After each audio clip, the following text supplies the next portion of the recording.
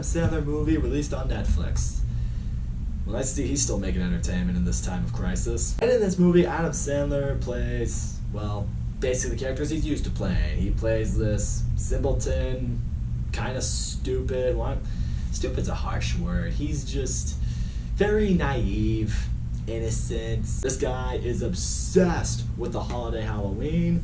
He basically patrols the streets every night in Salem, Massachusetts. Well, every Halloween night in Salem. You know, making sure everyone's okay, making sure everyone's good, while everyone's just, you know, throwing shit at him and making him, you know, feel terrible, just making fun of him all the time. And on this night of Halloween, a lot of the residents in Salem, particularly the ones who have been making fun of him ruthlessly, are all getting kidnapped. We don't know what it is, we don't know what's going on, and now Hubie has to go and investigate. Here's my stance on Adam Sandler. I am a massive fan of 90s Adam Sandler.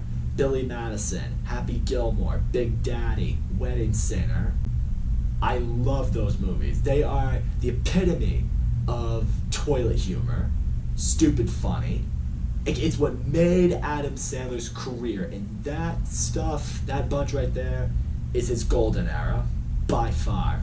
I love those movies. In recent years, though, however, Adam Sandler had kind of come off like he just quit entirely. He made Grown Ups 2, Jack and Jill, oh my god.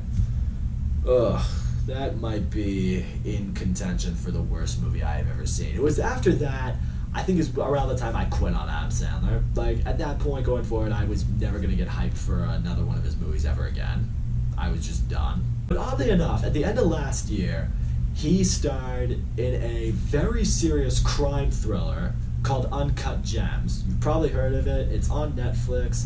I actually saw it at the very end of the year. I didn't get a review up, unfortunately, because I was just really busy because, you know, it was Christmas time, it was the holidays, I had a lot of shit going on. But I saw it, and Adam Sandler gave the best performance of his career by far, and one of the best performances of a whole year. Like, it was a seriously Oscar-worthy performance, and I think he needed to be in a movie like that to really show the world, no, when I want to give a shit, I can hang in there with the best of them. He was so good in that movie that many believed he should at least be nominated for Best Actor at the Oscars.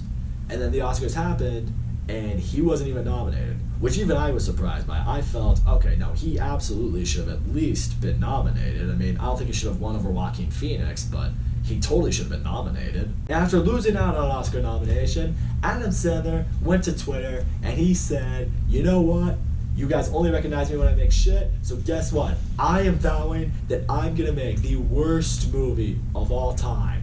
Like, he went so far to promise us all that he would make the worst movie ever made. And then we saw that Hubie Halloween was coming, and we're like, alright, this sounds like a terrible movie.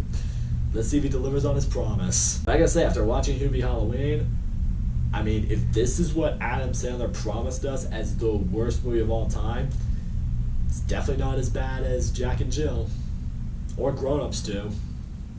I would even say it's a little bit better than That's My Boy. It's actually, it's not great, but it was enjoyable. Like, it's like vintage Adam Sandler from the 90s. It's kind of like what you remember.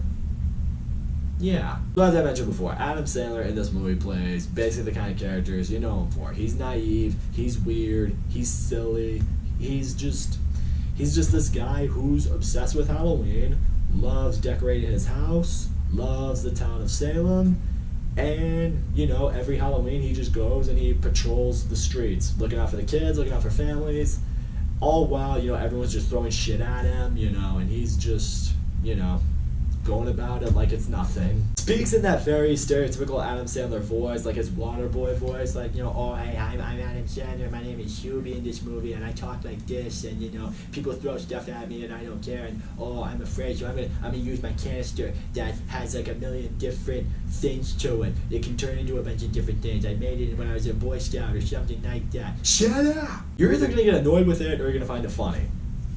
I was able to roll with it.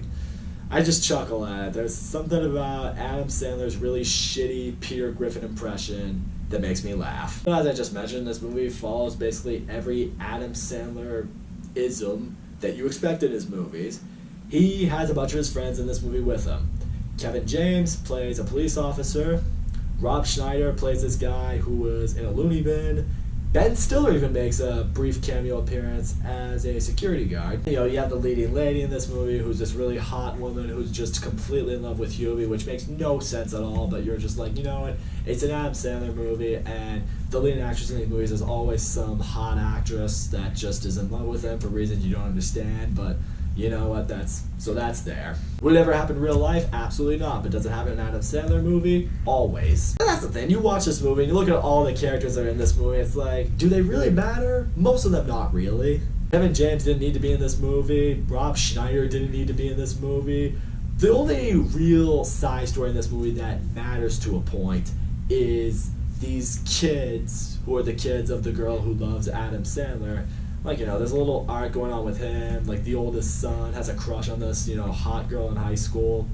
It's probably very disgusting that I said that. You're probably thinking that. I Googled it before I did this review. She is legal. It's okay. That wasn't creepy. That wasn't inappropriate. So, fuck off. Point is, that's the only real other storyline that's in this movie that you kind of get behind because you're rooting for this kid. 'Cause he's getting teased. He's getting picked on. I will say, the mystery in this movie is...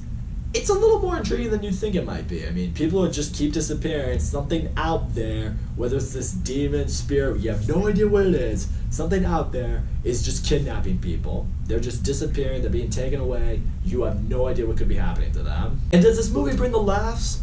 For the most part, yes, but I will say, for me, the first half of the movie was the funniest, because when you kind of see the things that are going on, some of the outrageous humor, some of the gross out humor, some of the jokes you're used to seeing in an Adam Sandler movie, when you see it for the first time, it kind of catches you off guard a little bit, because, I don't know, you just don't know what to expect going into the movie.